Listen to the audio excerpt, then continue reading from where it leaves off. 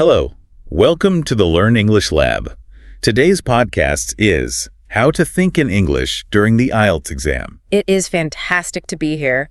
And this topic, it's one of those things that sounds so simple on the surface. Right, just think in English. Easy. Exactly. But when you actually dig into the cognitive mechanics behind it, it's really quite profound. It genuinely changes everything about how you approach a test like the IELTS. It really does. I want to start by, setting the scene for everyone listening, because I think anyone who's sat for a big language exam knows this exact feeling. We're calling it the invisible battle. I like that. So you walk into the test center, it's quiet, maybe some air conditioning humming. You sit down in that slightly uncomfortable chair. Always uncomfortable. Always. And the clock starts. And instantly there's this huge tug of war that starts inside your head. That's a very good way to put it. It's a battle for your mental bandwidth, really. It feels like one. Yeah. On one side, you've got your native language. It's fast, it's comfortable, it's safe. And then on the other side, there's English. And it might feel a bit slower, maybe a bit clunky. A little more effortful. A lot more effortful. And for the next 3 hours, you're just constantly dragging ideas from one side to the other. You hear a question in English, your brain grabs it, pulls it into your native language to figure it out. You build an answer there, and then you have to haul it all the way back to English. And that back and forth process you just described, that's what we call the translation trap. And honestly, from everything we've seen, it is probably the single biggest barrier between a pretty good student and a really high score, like a band 7 or 8. A trap. That's interesting, because for most people learning a language, it feels more like a safety net, doesn't it? It does. My instinct is if I don't get it, I'll just translate it so I can get it. Why is that instinct so wrong here? Because it's a safety net that eventually just strangles your performance. It all comes down to cognitive load. I mean, think about the mechanics of that loop you just described. Okay. For every single thing you hear or read, you're forcing your brain to do 4 separate heavy operations. 1, comprehend the English. 2, convert it to your native language. 3, think of your smart answer in your native language. And then 4, translate that answer back into English. That is a huge amount of mental processing. It is exhausting. And the IELTS isn't a 10-minute quiz, it's a marathon.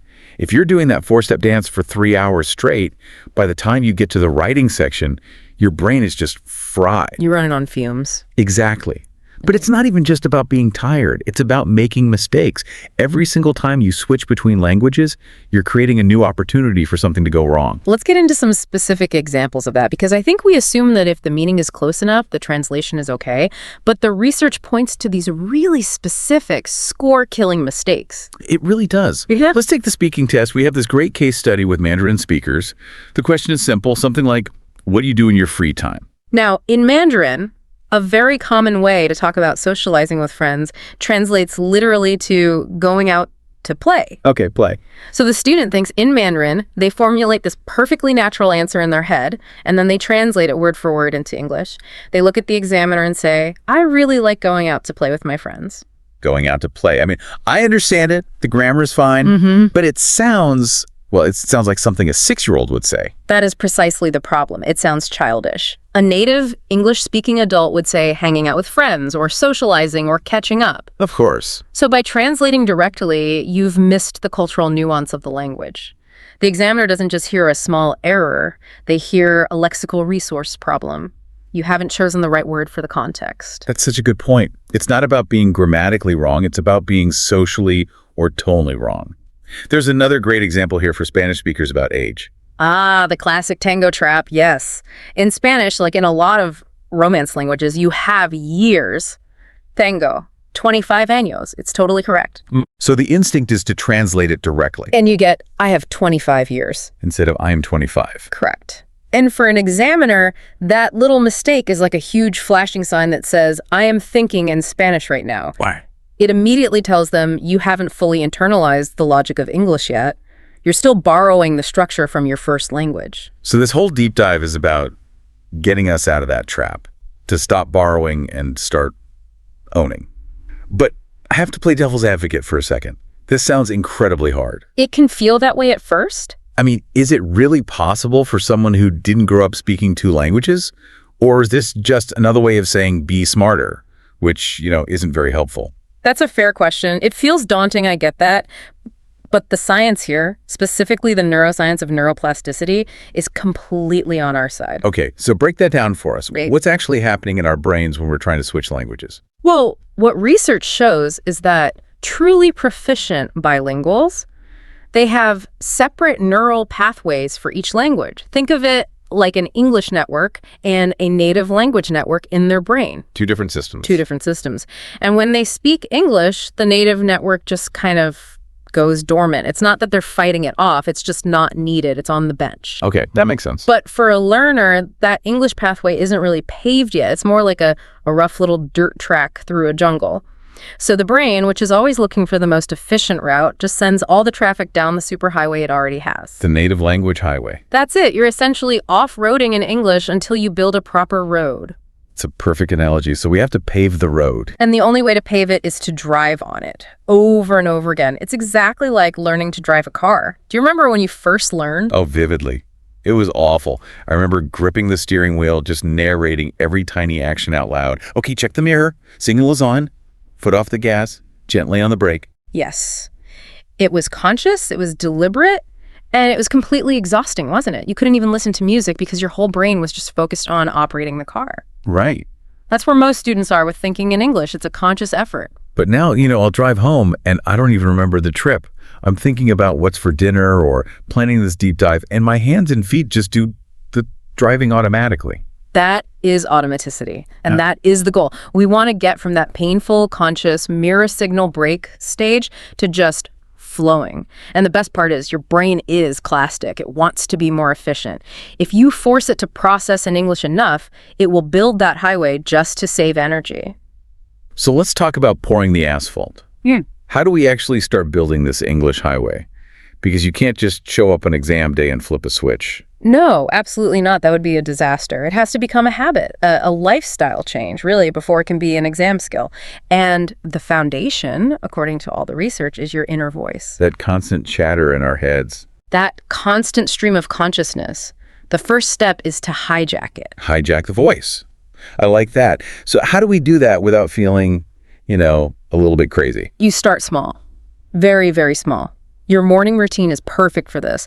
The second you wake up, before your feet even hit the floor, you force your internal narrator to switch. So I open my eyes, and instead of thinking in my native language, you think, okay, I'm awake, it's bright outside, looks cold, I need to get up. So you're literally narrating your own life, but in English. For the most boring things imaginable. I am brushing my teeth. Where did the toothpaste go? I need to make coffee.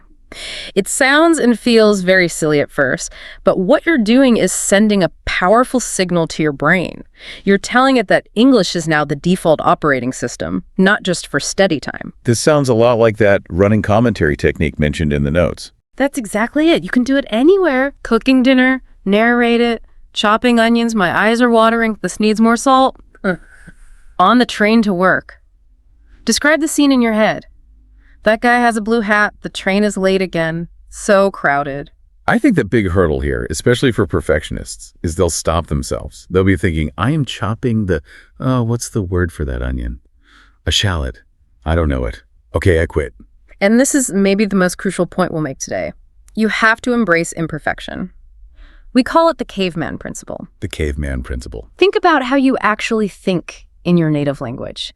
Do you construct these perfect, grammatically flawless sentences in your head? Absolutely not. It's just fragments. It's more like hungry, keys, late, need coffee. That car is going too slow. Precisely. It's efficient. It's messy. But for some reason, when we try to think in a new language, we put this insane pressure on ourselves to think like a character in a Jane Austen novel. Right. We try to form the thought, I am currently experiencing a sensation of hunger instead of just hungry, want food, just be a caveman. Think pizza good. That is actually much closer to how a native speaker's brain works before the words are fully formed. If you lower the grammar standards for your inner voice, you completely lower the barrier to entry. Caveman English. I love that. It makes it so much more approachable. Okay, so that's the foundation. Let's pivot to the exam itself. Stress makes us revert to our old habits. So let's break this down section by section, starting with listening. Listening is where the translation trap is so dangerous because of the time pressure. The audio plays once, and that's it. If you're busy translating sentence A into your native language, The speaker has already finished sentence B, and is halfway through sentence C, you're always behind, always playing catch-up. and you'll never win that game. Never. So the key here is preparation and active processing. The first technique is all about prediction. And this happens before the audio even starts, in that little bit of silence where you can read the questions. Correct. You get that short window. Most students use it just to see what they're listening for. You need to use it to warm up the right part of your brain. So if you see the questions are about, say, a university enrollment process, Don't just sit there. actively start brainstorming English words on that topic. In your head, you should be thinking, okay, university, registration, deadline, semester, tuition, campus, credits, professor. So you're basically priming those neural pathways. You're waking up the university vocabulary network. So when the speaker says the word deadline, your brain doesn't have to go searching for it. It's already there, active, ready to be recognized without translation. It's like stretching before you run. You're getting the right muscles ready.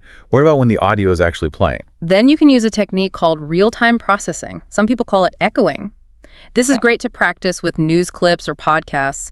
As you listen, you mentally repeat the key words a split second after you hear them. Just the keywords, not the whole sentence. No, just the keywords. If you try for the whole sentence, you'll fall behind.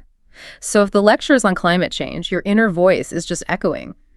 Rising temperatures, greenhouse gases, polar ice caps. And the purpose of that is to keep the native language from jumping in. Yes, it keeps your inner voice busy with English. It tethers your brain to the audio stream.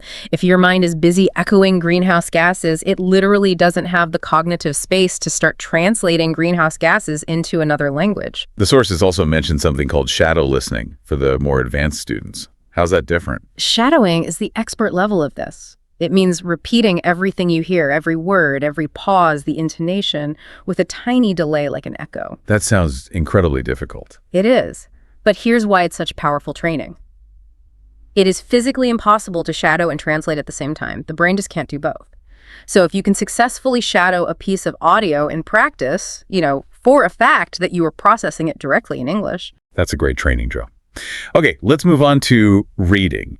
Reading feels a bit safer. The text isn't going anywhere. Why is translation still a problem here? It's seductive in the reading section because you feel like you have time, but the IELTS reading is still a race against the clock. If you read a sentence, stop, translate it, then move on. You will not finish all 3 passages. But the bigger issue is about meaning, isn't it? It is. It's about missing the forest for the trees. When you translate, you focus on individual words. You get bogged down by one difficult word and you lose the entire argument of the paragraph. The goal is to shift to reading for meaning. Give us an example of what that looks like in practice. Okay, take a dense academic sentence, something like, the implementation of the new policy was met with considerable resistance from the local community. And a word-for-word translator gets stuck. They see implementation, stop, translate, then considerable, stop, translate. By the end, they just have a list of translated words. And no real idea what the sentence actually said. Right. The reading for meaning approach is to just let the general idea wash over you. You skim it and your brain just concludes, new policy happened. People didn't like it. Word policy. People didn't like it. That's it. That's usually all you need to grasp the point and answer the question correctly. You just convert the complex sentence into a simple English concept. I really like the visualization technique for this as well. Instead of translating words into other words, you translate them into pictures. Yes, exactly. Create a little movie in your head. If you're reading a passage about how bees communicate, don't try to translate the text about the figure 8 dance. Just picture it. Picture the bee doing its little wiggle, and then you can narrate that image in simple English in your head. The bee is wiggling. That shows the direction. You've gone from English text to image to English concept, completely bypassing your native language. But what if you hit a word you just don't know, like the politician's mendacious statement? I don't know, mendacious. My instinct is to panic. And that panic makes you want to search your brain for a native language equivalent. Don't. Use contextual guessing, but keep it in English. Look at the clues around the word. Mendacious statements exposed by journalists. Okay, so journalists expose bad things, lies, corruption. So mendacious probably means something like lying, or bad. And you know what? That's good enough. You don't need the dictionary definition. You just need the functional meaning to keep moving. That's a huge relief. You don't have to be a walking dictionary. You have to be a detective, not a translator. That's the mindset shift. Let's talk about writing. This is where I think the trap is most dangerous. You have a blank page. It's so tempting to compose a really smart essay in your native language where you're brilliant and then just transcribe it. It's very tempting. We call it translate later syndrome. But the problem is the syntax, the sentence structure of your native language, will almost never map perfectly onto English. You'll end up with that classic examiner feedback. Grammar's okay, but the phrasing is awkward and unnatural. That feedback is almost always a sign of translation, isn't it? Almost always. So how do we avoid it? It has to start with the planning stage. It has to. If you brainstorm in your native language, you've already lost. The foundation is wrong. Let's take a task 2 question. Should governments invest more in public transport? Okay, if I plan in my native language, I might have all these complex ideas. But what if my English isn't quite at that level? Then you keep it simple. You use the caveman method for your plan, English fragments only. In your notes, you just write, good for environment, less pollution, expensive, helps poor people. So the whole plan is just those simple English phrases. Yes. And then you write your first draft directly from that plan. We call it the English-only draft. And this is the part that can be tough on the ego. Your first draft might sound a bit simple, maybe like a high school student wrote it. It will be natural. It will be natural. It will follow English logic. And you can always make it sound more sophisticated later. We have a great example in the notes that walks through this, the evolution of a paragraph about social media. This is a perfect illustration of the process. So, stage 1 is the initial thought, the caveman phase. Your idea is just social media problems, compare to others, feel bad. Simple, clear, and completely in English. Stage 2 is the first draft. You turn those fragments into basic sentences. Social media creates significant problems. Young people compare their lives to the lives of others. This can make them have low self-esteem. Now, that's a perfectly fine paragraph. It's clear, it's correct, it's probably a band 6.0, maybe 6.5. For sure. And for many test takers, that's a great score. But if you're aiming higher, you move to stage 3, the enhanced version. You take that solid English structure you already built and you just upgrade the vocabulary. So problems might become psychological risks. Right. And your sentence becomes, social media platforms pose substantial psychological risks as users are constantly exposed to the meticulously curated highlight reels of others. Wow. Okay. That sounds like a band 9. It does. But notice the key thing. The underlying thought process was English the whole time.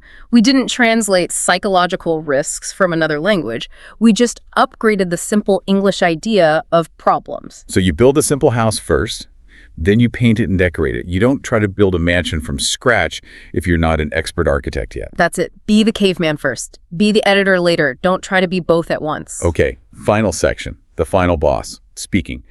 The examiner is right there, no time to edit. This is where the pressure is highest. The pressure is very real, and that pressure triggers our flight or fight response, which for language learners often means flee back to the safety of my native language. So how do we stop that? The 2-second rule. Okay, what is that? You must start speaking within 2 seconds of the examiner finishing their question. Don't let the silence hang in the air. That silence is a vacuum, and your brain will rush to fill it with your native language. What if I don't have the answer yet? What if they ask me to describe a time you were polite and my mind is just blank? How can I speak in 2 seconds? You don't need the answer, you just need filler. You need to buy yourself thinking time, but you have to buy it using English. So things like, that's a really interesting question. Or, let me see. Or, wow, I haven't thought about that in a while.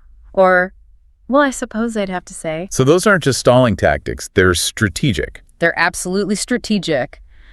While your mouth is busy saying, that's an interesting question, your brain is frantically searching for a memory. But because your mouth is moving in English, your brain is forced to continue searching in English. It's like keeping the engine running so the car doesn't stall. That's a great way to put it. And once you are speaking, you need to think ahead. Use what we call parallel processing. While you're finishing one sentence, your brain should already be lining up the next idea. So you're kind of multitasking in your head. You are. If you're talking about a movie, while you describe the plot, your brain is already thinking, okay, next I'll talk about the main actor. Then I'll say why I liked it. What happens when you hit a wall? You're in the middle of a sentence, you're in the flow, and then poof, the word is gone. You want to say procrastinate, but you can't find it. This is the moment of truth. The wrong move is to freeze, look at the ceiling, and search your brain for a translation. The right move is to describe the word instead. We call it circumlocution. So instead of stopping, I just talk around it. You talk around it. You say, I have this really bad habit of, putting things off until the very last minute. Which, to be honest, probably sounds more natural in a real conversation anyway. It often does. And more importantly, it shows the examiner you have communicative competence. You faced a problem, a missing word, and you solved it using your English skills.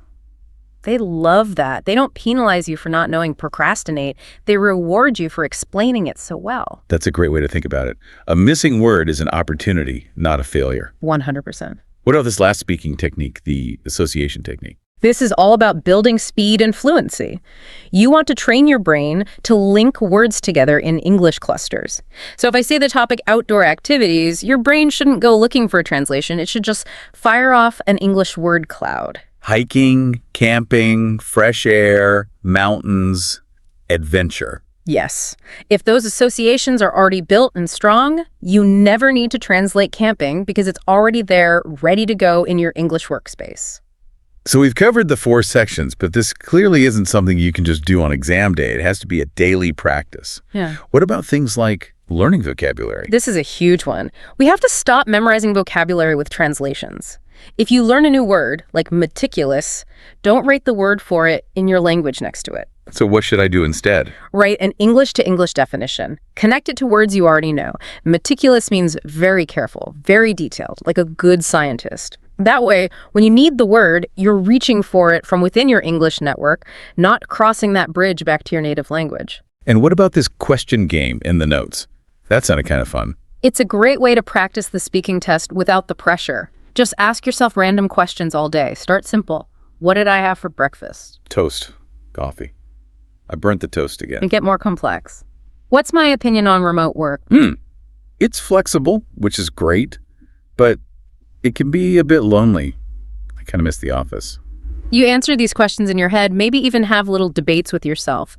It builds up that mental agility you need. And of course, changing our digital world to English. Phone, social media, all of it. You have to. You need to make English your default environment. So when you instinctively reach for your phone, the first thing you see is English. Okay, let's talk about the advanced techniques for those listeners who are really pushing for those top scores, the 8s and 9s. First up, internal debates. This is a fantastic way to prepare for writing tasks too. You pick a controversial topic like, should university education be free? And then you argue with yourself. Both sides of the argument. Both sides. In English. You formulate the for argument. It promotes equal opportunity, creates a more skilled workforce. Then you switch sides. The against argument. It creates a huge tax burden. It might devalue degrees. That sounds like a serious mental workout. It is. But if you can have that debate in your head while you're walking to the shops, a 40-minute essay will feel like a piece of cake. And then there's practicing with abstract concepts. Yes, abstract thinking. Words like justice or love or success. These are tough because our understanding of them is so tied to our own culture and our native language. So challenge yourself. Try to define success entirely in English. So success isn't just about money or a big house. For me, it's about having strong personal values or maybe raising a happy family. Exactly. Building those complex conceptual frameworks in English is what really separates a good score from a great one. You're thinking in ideas, not just words. There's one more advanced technique that I found really fascinating, which is emotional processing. Using English to deal with your feelings. This is incredibly powerful. Our emotions are so raw, they almost always trigger our native language. But there's psychological research showing that using a second language can create what's called emotional distance. It can actually make you more rational. So if I'm feeling angry, instead of just thinking angry thoughts in my native language, I should try to switch. Try it. Stop and think, okay, I am feeling frustrated right now. I feel this way because my project is not going to plan. I need to take a breath and think about a solution. It can genuinely help you calm down and think more clearly. That's amazing. So it's not just a test strategy, it's a life skill. It really is. It helps you observe your feelings instead of just being overwhelmed by them. Okay, let's talk about obstacles, because things go wrong. Anxiety in the exam room is a huge one. Anxiety is the #1 enemy to fluency. It triggers that flight response, and flight for your brain means running back to the comfort of your native language. So how do you combat that in the moment? You have to use English self-talk. Be your own coach in English. I am prepared. I can do this. I've practiced for this. You have to keep that internal monologue in English, even when you're trying to calm yourself down. And what about the final week before the exam? Is there a protocol? There is. This is the final push. Days 7 to 5 before the exam should be full immersion, as close to zero native language as you can get. Days 4 and 3 are for practice tests, but with a specific focus on noticing when you slip back into translation. In the last couple of days. Days 2 and 1 are all about confidence building. Positive self-talk, all in English. And then on exam day, you wake up in English, you have breakfast in English, you commute to the test center in English. Don't let your native language into your head until it's all over. This all sounds great in theory, but does it really work? Do we have proof? We do. The case studies are really compelling. There was Maria from Brazil stuck on a 6.0 in speaking. She started using that running commentary technique on her daily commute. Within a month, she jumped to a 7.5. Just from narrating her commute. Because she stopped fighting her brain and started training it. Then you have Kenji from Japan. He was getting a 6.5 in reading because he translated every word. He switched to reading for meaning, for the general idea, and he jumped to an 8.0. That's a huge improvement. And Fatima from Egypt. She started brainstorming for her essays using those simple English fragments. All the feedback about awkward phrasing disappeared. It became clear and coherent. So these aren't just tricks. They're fundamental cognitive shifts. It's about becoming, in a way, cognitively bilingual. It's a shift in how your brain is wired as much as it is a shift in skill. And that really brings us to the big picture. This isn't just about getting a piece of paper, is it? Not at all. The skills you build doing this, analyzing arguments in English, processing your own emotions in English, these are the skills you will use at university, in your career, in your life. It sounds like thinking in a second language can actually make you a different, maybe even better thinker. Some studies suggest it leads to more rational decision-making. You're not replacing your native language. You're adding a parallel superprocessor to your brain. You become a more complex, capable human being. I love that. A parallel superprocessor. Well, we have covered so much ground today, from the invisible battle to the caveman voice, all the way to arguing with yourself about public policy. The whole journey just starts with a single thought. The only challenge is to make that one thought in English. That's the perfect place to leave it. Start with one thought, then another. And eventually you'll be thinking in English without even, well, thinking about it. Well said. Thank you so much for breaking all of this down for us. It has been a real eye-opener. It was my pleasure. And to all of you listening, thank you for joining us for this deep dive. We really hope you're leaving with a new set of tools for your IELTS preparation. Don't forget to like, share, and subscribe to this YouTube channel.